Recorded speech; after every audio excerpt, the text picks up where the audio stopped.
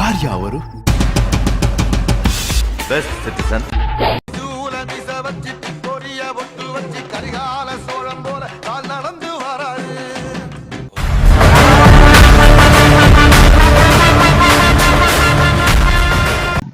Captain Vijayakanth இருக்கிறாருல்ல, ஆமா, அவருக்கு எத்தனை படம் பண்ணிருக்கீங்க? அவருக்கு நான் ரொம்ப அதிகமா பண்ணல, ஆனா ஒரு 5-6 படம் பண்ணிருப்பேன். 6 படம் பண்ணிருப்பேன். அவருக்கு வேற ஒருத்தர் பண்ணார், ரமேஷ்னு ஒருத்தர் பண்ணியிருந்தாரு, அவர் தான் ஆடியா பண்ணியிருந்தாரு. இருந்தாலும் கேப்டன் வந்து ஒரு வள்ளலுங்க, வள்ளலு. இறைவன் கொண்டு போயிட்டான், அதுதான் எங்களுக்கு பெரிய கஷ்டமா இருக்கு. எங்களுக்கு கிடைச்சது சினிமாவில் ஒரு பெரிய வள்ளலு. அது ரொம்ப எங்களுக்கு அது பாதியில அதை இழந்துட்டோம் நாங்கள், அப்படிதான் சொல்லணும். ஏன்னா நான் வந்து மெட்ராஸுக்கு போன காலத்துல இருந்து அவரோட ஆபீஸுக்கு பக்கத்துல ஒரு ஒரு 1/2 கிலோமீட்டர்ல தான் என்னோட வீடு, டி நகர்லாம் இருந்துச்சு. அப்ப நிறைய பேர் அங்க போய் சாப்பிடுவாங்க. அப்ப மதுரை, திருச்சி, திருநெல்வேலி, கோயம்புத்தூர் இப்படி பல மாவட்டத்துல இருந்து சினிமாவுக்காண்டு கஷ்டப்பட்டு சினிமாவில் போய் நடிக்கணும், சினிமாவில் போய் கேமராமேன் ஆயிடணும், சினிமாவில் போய் டைரக்டர் ஆயிடணும், சினிமாவில் போய் ஏதாவது ஒரு வாய்ப்பு தேடணும் அப்படின்னு சொல்லிட்டு வந்து பணத்தை எடுத்துட்டு வந்தவங்க எல்லாம் எழுந்து அந்த பாண்டி பஜார்லயே கிடந்து சுத்துவாங்க. அவங்களுக்கெல்லாம் சோறு போடுவார். என்னையா காசு காசு காசு பணம் படப்புவாங்கயா, நீங்களும் உங்க காசு என்னையா கோடி கோடியா சேர்த்து வச்சு எங்கயா கொண்டு போறீங்க? செத்தா கூட அருணாக்குடி அத்து விட்டுட்டு தான் உள்ளத்தி கொண்டு போய் போதைக்கிறான். சோறு போட்ட வள்ளல் யாருக்கும் இல்லைன்னு சொல்லாம காலையில மத்தியானம்லாம் ஒரு 11 மணிக்கெல்லாம் சாப்பாடு கொடுத்துருவாரு, 2 பொட்டலம்.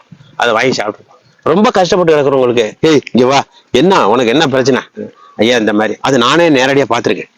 ஏன்னா அந்த ஏரியாவில் நான் இருக்குன்னா நேரடியா பார்த்துருக்கேன். என்ன இந்த மாதிரி வந்தேன், இந்த கொஞ்சம் காசு கொடுத்து அனுப்புகிறேன், ஊருக்கு போகிறேன் அப்படின்னு சொல்லி அனுப்பிச்ச ஒரு மனிதர். அந்த வானத்தை போல மனம் படைச்ச மன்னவனே. அவர் மாதிரி ஒரு வள்ளல் எம்ஜிஆருக்கு அடுத்தது யாருன்னா அவர் தான், அவருக்கு நிகர் அவர் தான். அதே போல நடிகர் சங்கம் வந்து கடன்ல இருந்துச்சு, அதை கட்டவே முடியல. அது ரொம்ப கஷ்டத்துல இருந்துச்சு, கடன்ல இருந்தது. அதை இருக்கிற ஆர்டிஸ்டுகளை எல்லாரையும் கூட்டிட்டு போய் சிங்கப்பூர்ல கொண்டு போய் ஒரு பெரிய நிகழ்ச்சி ஒண்ணு நடத்தி அதுல பல கோடியை சம்பாரிச்சு அந்த கடனை அடைச்சி பொட்டு வச்ச தங்க கொடம் ஊருக்கு நீ மகுடம், கடனை அடைச்சு அதை தீர்வு பண்ணி வச்சவர் அவர் தான். அது போல யாருக்காவது ஒரு பஞ்சாயத்து ஒரு பிரச்சனை அப்படின்னா அதை அவரையே தீர்வு பண்ணிவிடுவார். ஒரு பெரிய கேஸ்ல நான் மாட்டிக்கிட்டேன். இந்த பாம்பிளாசி கேஸ்ல வெடிச்சதுல வேற ஒருத்தர் வெடிச்சிட்டாரு, அது தவறா நடந்து விழுந்துருச்சு. அதுல 2-3 பேர் ஒரு சின்ன ஆக்சிடென்ட் ஆகி போச்சு. அது அவரையும் அரெஸ்ட் பண்ணிட்டாங்க. எல்லாரும் எங்களையும் கூப்பிட்டு கொஞ்சம் இதெல்லாம் பண்ண ஆரம்பிச்சாங்க. உடனே அவர்கிட்ட சொன்ன உடனே அதை ரிலீவ் பண்ணி முதலமைச்சர்கிட்ட பேசி, அம்மா இருந்தாங்க அப்போ, அம்மாட்ட பேசி உடனே அதை எல்லாத்தையும் கிளீன் பண்ணி விட்டாரு. அந்த மாதிரி ஒரு மிகப்பெரிய ஒரு மனுஷன். அவரு எங்களை விட்டு போனது ரொம்ப கஷ்டம். அவர் படம் தான் பண்ணியிருக்கேங்கிறீங்க. அதுல அவருக்கு விரும்பி நீங்க பண்ணின படம் என்ன படம்? விரும்பி பண்ண படம் நரசிம்மா. நரசிம்மா அது உரசனா கூட 2 பக்கம் தான் பத்திக்கும். நரசிம்மாவை உரசனா 4 பக்கமும் பத்திக்கும். என்ன உரசிட்ட இன்னும் 4 நாள் வேரோட வேரடி மண்ணோட ஒன்னு அழிச்சு காட்டுறா. நிறைய ஒர்க்கு, ரொம்ப கஷ்டம். நல்லா வேலை பார்த்தா நிறைய எங்களுக்கு சப்போர்ட் பண்ணாரு. நல்லா சாப்பாடு பண்ணலாம், அப்படி ஒரு இதா பண்ணாரு. அதுல ரொம்ப ஆக்ஷன் படம் அது. அதுல நல்லா வேலை பார்த்தேன். அதுல அந்த படத்துல ஒரு போஸ்ட் மார்க்ல போய் மேல ஃபைட் அடிச்சோடனே ஒருத்தன் போய் மேல போய் அடிக்கணும். அந்த போஸ்ட் கம்பத்துல போய் அடிச்சு கீழே விழுணும். அந்த கம்பத்துல இருக்கிற அந்த பல்பு அந்த இது கிளாஸ் எல்லாம் உடஞ்சி கீழே விழணும். அது மேல ஒரு பிளாஸ்டிக் ஒண்ணு வச்சிருக்கேன், அந்த கிளாஸ் உடையறதுக்கு ஸ்பார்க் ஆகணும்ல. ஆமா, அது அடிக்கிறதுக்காண்டி வந்தா அந்த காய்ச்சல வந்து அது ஒன்மோர்னு 2-3 வாட்டி போயிடுச்சு.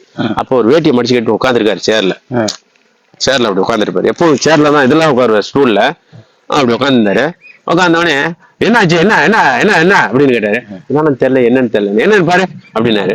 உடனே ஒயர்கள்லாம் டெஸ்ட் பண்ணி அதுல ஏதோ ஒயர் கட் ஆயிருந்துச்சு. அப்புறம் லைன் கொடுத்து அப்புறம் அடிச்ச உடனே ஓகே ஆயிடுச்சு. வெரி குட், இப்படிதான் இருக்கணும், எப்பவுமே பர்ஃபெக்டா பண்ணணும் என்ன அப்படின்னாரு. ஏன்னா அவரோட காலை ஒரு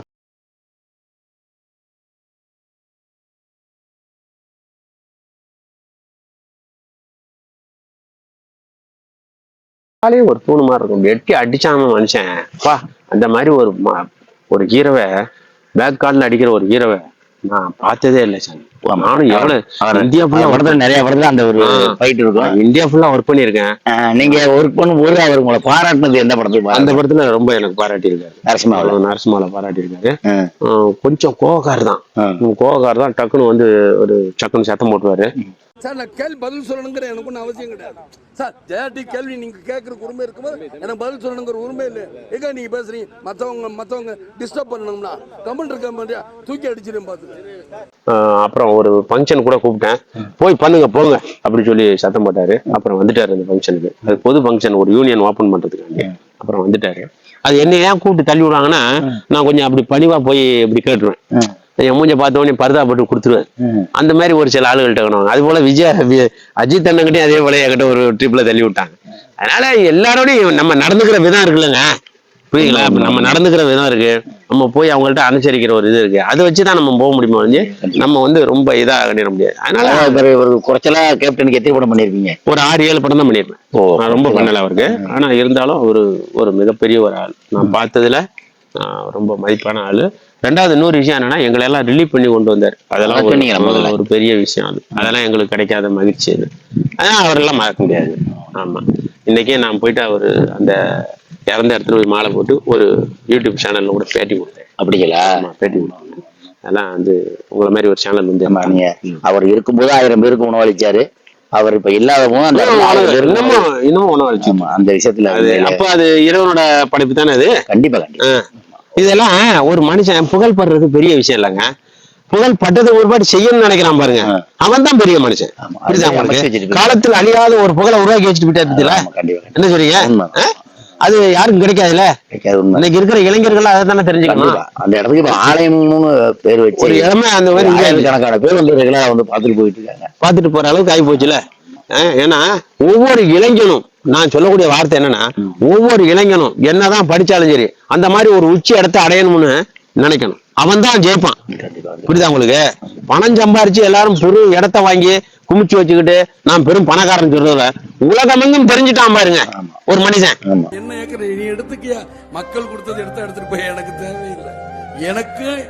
எனக்குன்னு ஒரு ஏதோ ஒரு இடம் கொடுப்பீங்களா? அது இருக்கும்ல, அது பெரிய விஷயம் இல்லையா? அந்த புகழ் வந்து அண்ணன் விஜய் கேப்டனுக்கு தானே கிடைச்சது. இன்னைக்கு சினிமா எடுத்துக்கிட்டாலும் சரி, பொதுமக்கள் எடுத்துக்கிட்டாலும் சரி, ஒரு கிராமத்துல இருக்க விவசாயம் எடுத்துக்கிட்டாலும் சரி, யாரை கேட்டாலும் கேப்டன் சொன்னா அவரை குறை சொல்றதுக்கு ஆள் இல்லையே. குறை சொல்ற அளவுக்கு வாழலையே அவரு. அப்படி வாழ்ந்துட்டு போயிட்டாரு. அது கடவுள் கொடுத்த ஒரு பெரிய வரம் தானே. அதனால நம்ம வந்து அவர் மாதிரிலாம் இனிமே கிடைக்காதுங்க. கிடைக்காது. அப்படி ஒரு இதாகி போச்சு. ஏன்னா அது அவர்கிட்ட எல்லாம் நான் வேலை செஞ்சது எனக்கு கிடைச்ச ஒரு பெரிய, இந்த மண்ணுல பிறந்து எனக்கு கிடைச்ச ஒரு பெரிய பாக்கியம். எங்க அப்பா அம்மா செஞ்ச ஒரு பெரிய புண்ணியம். உண்மையாலுமே எனக்கு அந்த ஒரு பாக்கியம் கிடைச்சதுனால அவ்வளவு தூரம் போய் அங்க நிக்க முடிஞ்சுச்சு. இன்னைக்கு உங்க முன்னாடி வந்து நான் இங்க நிக்கிறேன். என்ன அது கடவுள் கொடுத்த பெரிய பாக்கியம்.